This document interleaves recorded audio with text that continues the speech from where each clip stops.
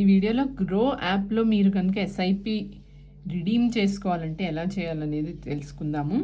So grow app open చేసిన తర్వాత మనకి ఇంటర్ఫేస్ వస్తుంది కదా. సో ఇందులో మనం మ్యూచువల్ ఫండ్స్లోకి వెళ్దాము.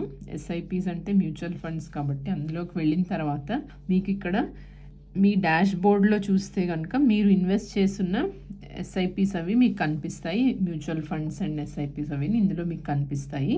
సో ఇందులో మీరు ఏదైనా కనుక రిడీమ్ చేసుకోవాలంటే దానికి ప్రొసీజర్ ఏమిటో ఇప్పుడు చూద్దాము. సో ముందుగా మీరు ఏ ఎస్ఐపిని రిడీమ్ చేయాలనుకుంటున్నారో దాని మీద క్లిక్ చేయండి.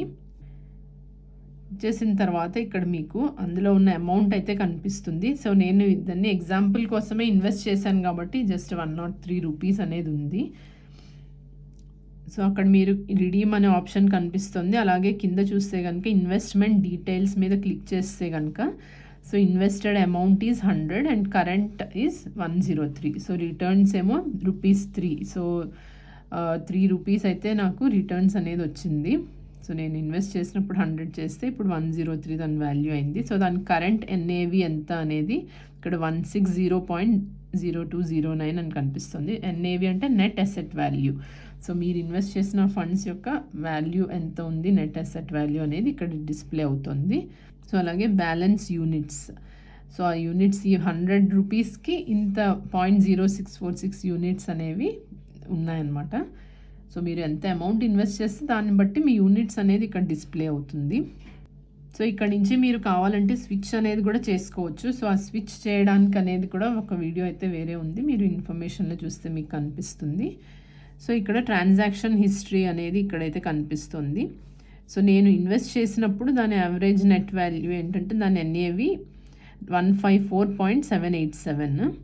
So 0.646 units and invested ₹100. So ఇప్పుడు ప్రస్తుతం దాని కరెంట్ ఎన్ఏవి అయితే 160.0209. So NAV net asset value అనేది అయితే ఇంక్రీజ్ అయింది. బట్ జస్ట్ ఇది నేను మీకు క్యాన్సిల్ చేయడానికి, అదర్వైజ్ ఇది చాలా మంచి ఫండ్ అనేసి తెలుస్తుంది ఎందుకంటే గ్రోత్ బాగానే ఉంది కాబట్టి.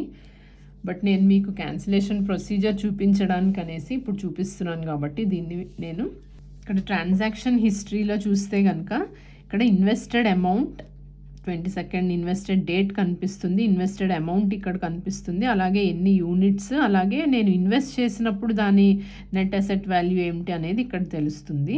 సో ఇప్పుడు మీరు అమౌంట్ రిడీమ్ చేసుకోవాలంటే కనుక మీరు పార్షియల్ అమౌంట్ కూడా రిడీమ్ చేయొచ్చు. మీరు ఎంత కావాలంటే అంత రిడీమ్ చేసుకోవచ్చు, మిగిలింది మీ ఫండ్స్లో అలాగే ఉంటుంది. సో మళ్ళీ దాని వాల్యూ పెరుగుతూ ఉంటుంది. దాని ఎన్ఏవి ప్రకారం మీ ఫండ్స్ అయితే గ్రో కూడా అవుతాయి. బట్ ఇప్పుడు మీరు కొంత అమౌంట్ కావాలంటే రిడీమ్ చేసుకోవచ్చు, ఆర్ ఫుల్ అమౌంట్ కూడా రిడీమ్ చేసుకోవచ్చు. సో దానికోసం ఇక్కడ ఈ రిడీమ్ అనే ఆప్షన్ మీద క్లిక్ చేయాల్సి ఉంటుంది. క్లిక్ చేయగానే applicable NIV date 03 April. So అంటే రేపు డేట్కి ఈరోజు ఇప్పుడు ఆల్రెడీ 3 PM అయిపోయింది కాబట్టి సో ఇప్పుడు ఇది రేపు డేట్కి మీకు ఎన్ఏవి డేట్ రేపు అప్లికబుల్ అవుతుంది. అలాగే అమౌంట్ ఎంత మీరు రిడీమ్ చేయాలనుకుంటున్నారో అది ఇక్కడ ఎంటర్ చేయాలి. సో మీరు అది ఫుల్ అమౌంట్ కావాలంటే ఫుల్ అమౌంట్ ఇక్కడ ఎంటర్ చేసేయచ్చు. రిడీమ్ ఆల్ అనేస్తే కనుక మీరు ఎంత మీ ఫండ్స్లో ఉన్నాయో అమౌంట్ అంతా మీరు రిడీమ్ చేసుకోవచ్చు. ఆర్ ఫిక్స్డ్ అమౌంట్, మీకు కావాల్సిన అమౌంట్ రిడీమ్ చేయాలంటే ఇక్కడ అమౌంట్ అనేది ఎంటర్ చేయాలి. So minimum withdrawal amount is 100. So 100 rupees withdraw చేస్తున్నాను. సో అమౌంట్ అవైలబుల్ నా దాంట్లో ఇంతే ఉంది కాబట్టి నేను కంప్లీట్గా కూడా రిడీమ్ ఆల్ అని కూడా నేను చెప్పేయచ్చు.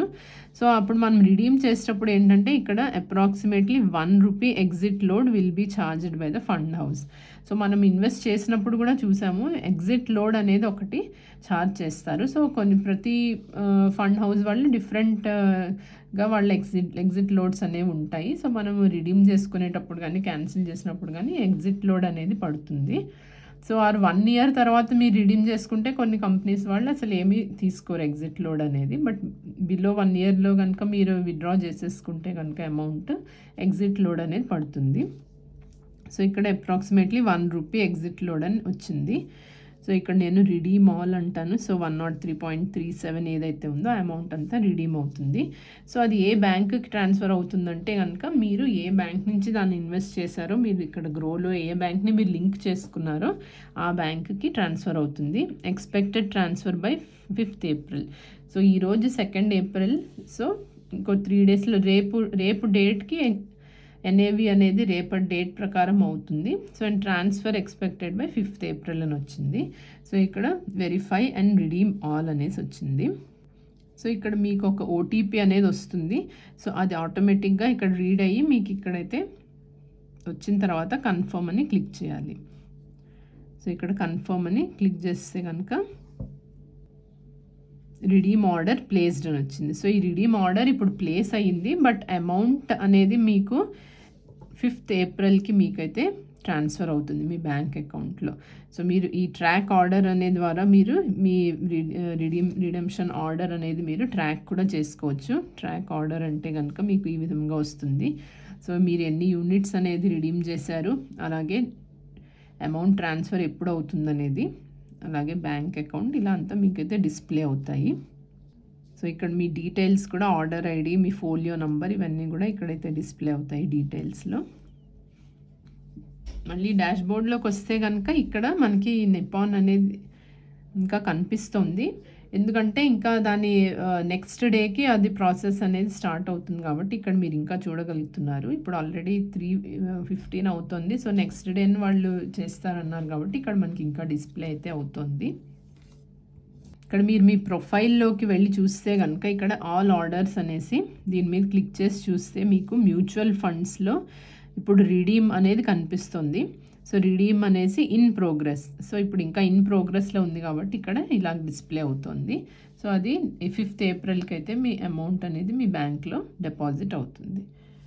సో ఈ వీడియో కనుక మీకు యూస్ఫుల్గా అనిపిస్తే లైక్ చేయండి. అలాగే ఏమైనా డౌట్స్ ఉంటే కామెంట్ సెక్షన్లో పెట్టండి, రిప్లై చేస్తాము.